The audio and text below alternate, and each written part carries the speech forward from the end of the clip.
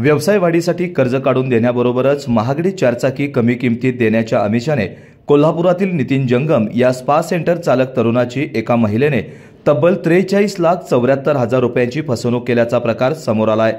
स्नेहा नारकर असं संशयित महिलेचं नाव आहे। पोलिसांनी तिला ताब्यात घेतलं असून न्यायालयात हजर केलं असता तिला 3 दिवसांची पोलीस कोठडी न्यायालयाने सुनावली आहे।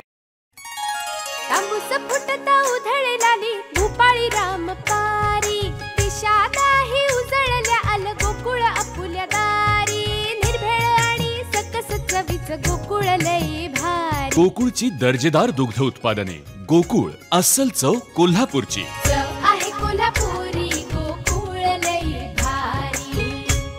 नितीन जंगम हा स्पा सेंटर चालवतो। स्पा सेंटरमध्ये येणाऱ्यापैकी स्नेहा नारकर हिच्याशी त्याची ओळख झाली। या वर्षभराच्या कालावधीत जंगम यांनी ऑनलाईन आणि रोख स्वरूपात वेळोवेळी नारकर हिच्याकडे रक्कम अदा केली।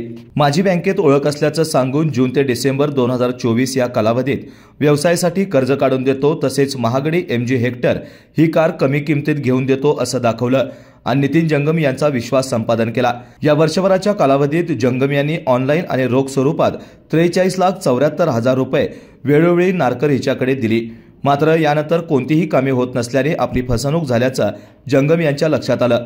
जंगम यांनी तात्काळ आपली 43,74,000 रुपयांची फसवणूक झाल्याबाबत लक्ष्मीपुरी पोलिसात फिर्याद दाखल केली असून पोलिसांनी स्नेहा नारकर हिला ताब्यात घेतलंय। रविवारी तिला न्यायालयात हजर केलं असता न्यायालयाने 3 दिवसांची पोलीस कोठडी सुनावली आहे। सध्या लक्ष्मीपुरी पोलीस याबाबत अधिक तपास करत आहेत।